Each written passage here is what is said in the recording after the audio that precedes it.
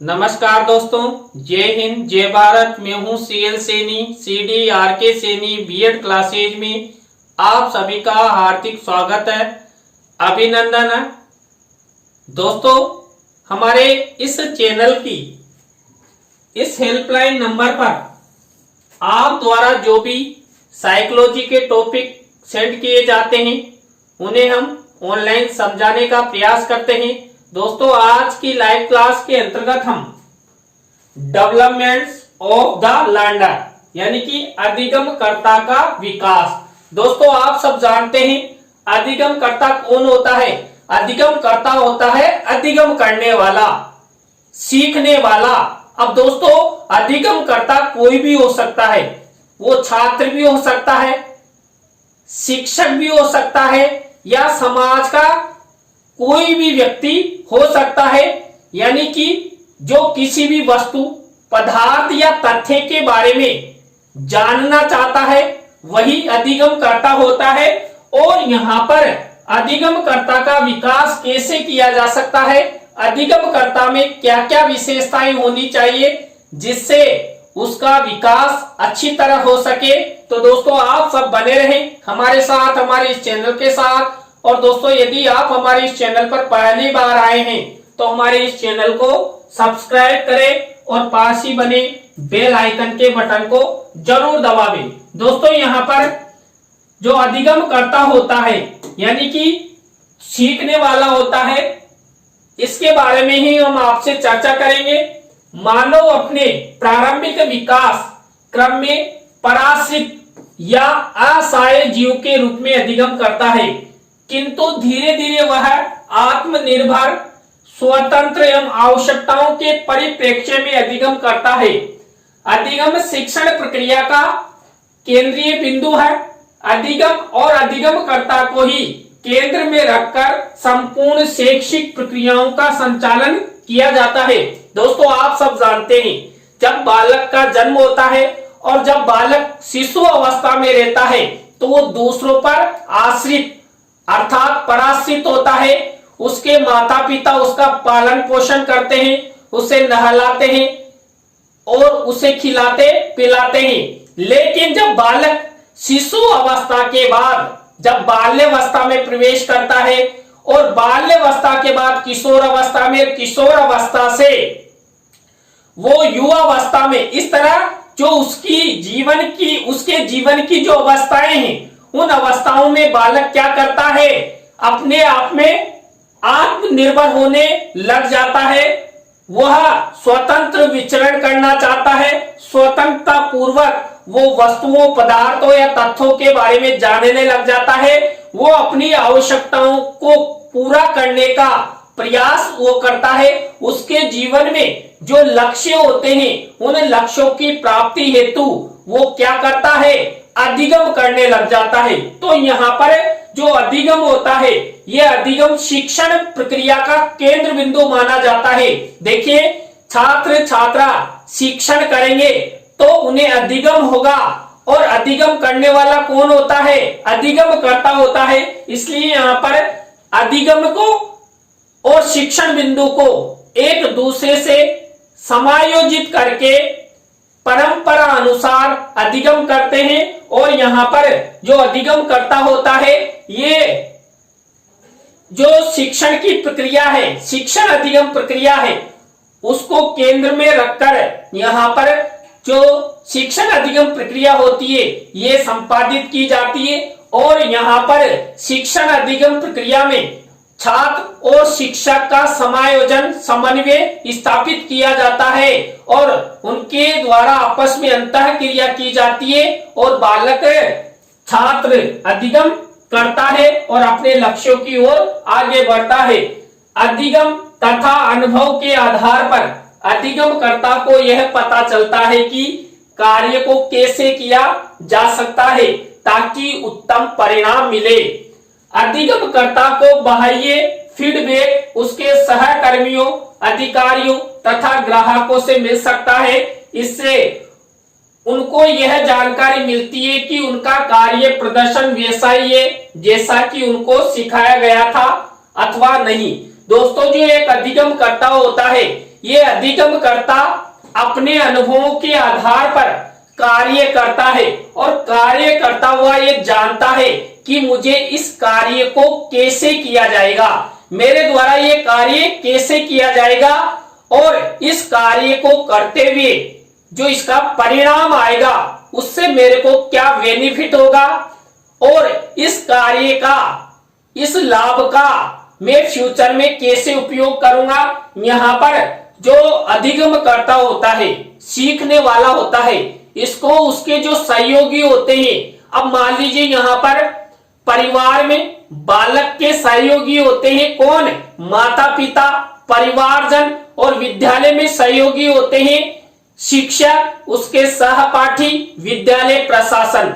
और जब वो किसी विशेष व्यवसाय के क्षेत्र में जाता है तो वहां पर जो उसके उच्च अधिकारी होते हैं वो उसको फीडबैक देते हैं, अर्थात अधिगम की दिशा में उसे बताते हैं कि आपको यह कार्य इस प्रकार करना चाहिए जिससे आप अच्छा सीखे और आपके द्वारा जो कार्य किया जा रहा है ये कार्य सफलता की ओर जाए और सफलता होने पर ये कार्य एक प्रकार से अपने जीवन में लाभदायक सिद्ध हो। किसी भी प्रकार के अधिगम में अधिगमकर्ता यानी लर्नर की भूमिका काफी महत्वपूर्ण होती है। छात्र कितना सीख रहा है यह छात्र की मूल प्रकृति, अर्जित अनुभव, योग्यता, उसका प्रयास पर निर्भर करता है, तभी उसका अधिगम विकास हो सकता है। दोस्तों जो एक अधिगमकर्ता होता है यानी कि सीखने वाला होता है, ये अधिगमकर्ता कितना सीख रहा है और अधिगमकर्ता की यदि मूल प्रकृति कैसी है, वो सीखने के लिए तत्पर है कि नहीं है, वो कितना सक्रिय रहता है, हर कार्य में वो कितना भागीदार बनता है, उसी के आधार पर बालक सीखता है। बालक अपने आप में विकास हेतु क्या करता है, कई प्रकार के अनुभव अर्जित करता है और अपनी योग्यता प्रदर्शित करने का प्रयास करता है कि मैंने ये अधिगम कर लिया है, मुझ में ये योग्यता है। देखिए दोस्तों, आप सब डीएड कर रहे हैं, बीएड कर रहे हैं, बीए बीएड कर रहे हैं, बीएससी बीएड कर रहे हैं और रिट की तैयारी कर रहे हैं, कोई सीटेट की तैयारी कर रहा है, तो आपको जो आपके पाठ्यक्रम संबंधी जो अनुभव मिलेंगे उन्हीं अनुभवों के द्वारा आप परीक्षाओं में अपनी योग्यता साबित कर पाएंगे और जब परीक्षा में आप अच्छे अंकों से उत्तीर्ण हो जाएंगे तो ये माना जाएगा कि आपने पाठ्यक्रम से संबंधित अच्छा अनुभव प्राप्त किया है, अच्छा शिक्षण आपने किया है, तभी जाकर आप परीक्षा में अच्छे अंकों से पास हुए हो, तो यहां पर यह आपका अधिगम होगा। और यदि बालक को जितना मोटिवेट किया जाएगा कार्य के प्रति तत्परता दिखाने के लिए यहां पर छात्र को बराबर कहा जाएगा तो बालक अर्थात अधिगमकर्ता अच्छे से अपना विकास कर सकेगा। तो दोस्तों यहाँ पर जो अधिगमकर्ता होता है, इस अधिगमकर्ता के विकास हेतु अधिगमकर्ता में कुछ विशेषताएं होनी चाहिए जिनके माध्यम से उस अधिगमकर्ता का अच्छे से विकास हो सके। पहला कारक है यहाँ पर, पहली विशेषता है अधिगमकर्ता शारीरिक रूप से स्वस्थ होना चाहिए। दोस्तों यदि सीखने वाला अधिगमकर्ता शारीरिक रूप से स्वस्थ है तो वो अच्छा अधिगम कर सकता है और अच्छा अधिगम करते हुए वो अपना विकास कर सकता है। यदि उसका स्वास्थ्य ठीक नहीं है तो वो अधिगम नहीं कर सकता और ना ही उसका विकास हो सकता है। इसी तरह दोस्तों एक अधिगमकर्ता मानसिक रूप से स्वस्थ होना चाहिए। दोस्तों यदि सीखने वाला मानसिक रूप से स्वस्थ है,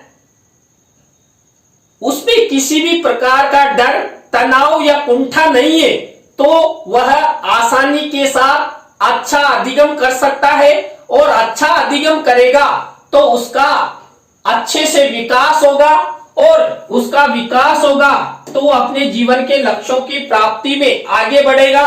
इसी तरह नेक्स्ट विशेषता है अधिगमकर्ता की मूलभूत क्षमता एवं योग्यता। दोस्तों जिस अधिगमकर्ता में यानी कि सीखने वाले व्यक्ति में, बालक में, छात्र में यदि सीखने की मूलभूत क्षमताएं हैं, योग्यताएं हैं, तो वो अच्छा अधिगम कर सकता है।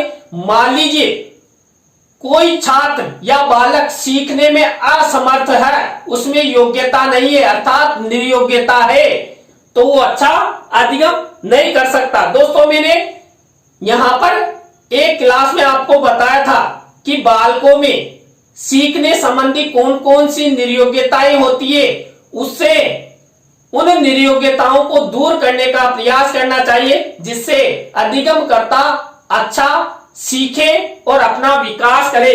तो यहाँ पर अधिगमकर्ता की मूलभूत क्षमताएं एवं योग्यताएं भी अधिगमकर्ता के विकास को प्रभावित करती है। इसी तरह दोस्तों नेक्स्ट विशेषता है अधिगमकर्ता में पूर्व ज्ञान का कौशल। दोस्तों जो सीखने वाला है, इस सीखने वाले अधिगमकर्ता में पूर्व कितने अनुभव है। दोस्तों आप बीएड कर रहे हैं, डीएड कर रहे हैं, बीए बीएड कर रहे हैं या बीएससी बीएड कर रहे हैं, तो इससे पूर्व के आपके कितने अनुभव है। इसी तरह छात्रों के भी कितने अनुभव है। उन्हीं अनुभवों के आधार पर जो बालक होता है, अधिगमकर्ता होता है, ये अच्छा अधिगम कर सकता है। यदि किसी भी अधिगमकर्ता में, सीखने वाले में पूर्व अनुभव नहीं है, तो वो अच्छा अधिगम नहीं कर सकता। इसलिए आवश्यक है कि अधिगमकर्ता में पूर्व अनुभव होने चाहिए। इसी तरह दोस्तों नेक्स्ट विशेषता है अधिगमकर्ता की महत्वाकांक्षा एवं अभिप्रेरणा का स्तर कितना है। दोस्तों यदि अधिगमकर्ता महत्वाकांक्षी है, अधिक महत्वाकांक्षाएं रखता है, सीखने के प्रति तत्पर रहता है और अधिक से अधिक अधिगम करना चाहता है, और जो अधिगम करता है इसको कितनी अभिप्रेरणाएं मिलती है, कौन अभिप्रेरित करता है, और जो अभिप्रेरणा उससे मिलती है उन अभिप्रेरणाओं को प्राप्त कर आगे बढ़ने का प्रयास करता है। दोस्तों यदि कोई अधिगम करता महत्वाकांक्षी नहीं है या उसे अभिप्रेरणा नहीं मिलती है, तो वो अच्छा अधिगम नहीं कर सकता। दोस्तों पूर्व क्लास में मैंने आपको अभिप्रेरणा और अधिगम के बारे में जो संबंध उसके बारे में भी बताया था। तो वहां पर भी मैंने बताया था बालक को जितनी अभिप्रेरणाएं मिलेगी, बालक उतना ही अच्छा अधिगम करेगा, और बालक जितना महत्वाकांक्षी होगा वह सीखने के प्रति उतना ही तत्पर रहेगा। इसी तरह दोस्तों नेक्स्ट अधिगमकर्ता के विकास की विशेषताएं होती है अधिगमकर्ता के जीवन उद्देश्य। दोस्तों प्रत्येक बालक, प्रत्येक अधिगमकर्ता के जीवन में कुछ न कुछ उद्देश्य होता है। यदि एक अधिगमकर्ता अपना विकास करना चाहता है, तो वह अपने जीवन के उद्देश्यों को उसको बनाना होगा कि मुझे फ्यूचर में क्या करना है। यदि फ्यूचर में बनाए हुए लक्ष्य की ओर अधिगमकर्ता लगातार बढ़ता है, तो क्या होगा, वह अच्छा अधिगम करेगा, सीखने की ओर तत्पर होगा, सक्रिय रहेगा और अनेक प्रकार की क्रियाएं करेगा, और उन क्रियाओं के माध्यम से अच्छा अधिगम करेगा, और अच्छा अधिगम करेगा तो उसका अच्छे से विकास होगा। इसी तरह अधिगमकर्ता का दृष्टिकोण। दोस्तों जो सीखने वाला होता है, इस सीखने वाले का दृष्टिकोण कैसा है, सकारात्मक है या नकारात्मक है। सकारात्मक दृष्टिकोण के द्वारा वह अच्छा सीख सकता है, अधिक सीख सकता है और आगे बढ़ सकता है। इसी तरह दोस्तों नेक्स्ट विशेषता है अधिगमकर्ता की शिक्षण में रुचि, हॉबीज। बालक या अधिगमकर्ता शिक्षण में कितनी रुचि लेता है। यदि वह शिक्षण में अच्छी रुचि लेता है तो अच्छा अधिगम होगा, और यदि अधिगमकर्ता शिक्षण में रुचि नहीं लेता है तो उसे ज्ञान की प्राप्ति नहीं होगी, अर्थात वो अच्छा अधिगम नहीं करेगा। अच्छा अधिगम नहीं करेगा तो उसका विकास नहीं हो सकेगा। इसी तरह दोस्तों नेक्स्ट विशेषता है अधिगमकर्ता का धैर्य, आत्मविश्वास। दोस्तों जो अधिगमकर्ता होता है उसमें जितना धैर्य होगा, आत्मविश्वास होगा, अधिगमकर्ता उतना ही अधिगम करेगा अर्थात सीखेगा। इसलिए यदि किसी अधिगमकर्ता में धैर्य नहीं है, आत्मविश्वास नहीं है, तो वो अच्छा अधिगम नहीं कर सकता और अधिगमकर्ता का विकास नहीं हो सकेगा। यदि अधिगमकर्ता का हमें अच्छे से विकास करना है तो उस अधिगमकर्ता में धैर्य का विकास करना होगा और उसे आत्मविश्वास जागृत करने हेतु तत्पर करना होगा, तभी जाकर एक अधिगमकर्ता का अच्छे से विकास हो सकेगा। अधिगमकर्ता में बाधाओं से लड़ने की शक्ति होनी चाहिए। दोस्तों, जब अधिगम किया जाता है तो अधिगम के मार्ग में कई प्रकार की बाधाएं आती है और उन बाधाओं को दूर करना भी एक अधिगमकर्ता का प्रथम कर्तव्य होता है, तभी अधिगमकर्ता अच्छा सीख सकता है। तो यहाँ पर अधिगमकर्ता में यदि बाधाओं से लड़ने की शक्ति है तो वो अच्छा अधिगम कर सकता है और अच्छा अपना विकास कर सकता है। यदि बाधाओं से लड़ने की शक्ति उसमें नहीं है तो वो अपना विकास नहीं कर सकता। इसके बाद अधिगमकर्ता की इच्छा शक्ति। दोस्तों, किसी भी कार्य को सीखने में जो अधिगमकर्ता होता है उसकी इच्छा शक्ति देखी जाती है कि अधिगमकर्ता कार्य को सीखने में कितना तत्पर है, उसमें कितनी इच्छा शक्ति है। मान लीजिए दोस्तों, कोई बालक, कोई अधिगमकर्ता बाइक चलाना जानता है और उसे 4 व्हीलर चलाने के लिए कहा जाए। अब यदि अधिगमकर्ता की इच्छा शक्ति है तो वो 4 व्हीलर चलाना सीख सकता है, नहीं तो वो क्या कहेगा, अरे मुझे तो बाइक चलाने में खूब मजा आता है, मुझे तो 4 व्हीलर नहीं चलानी।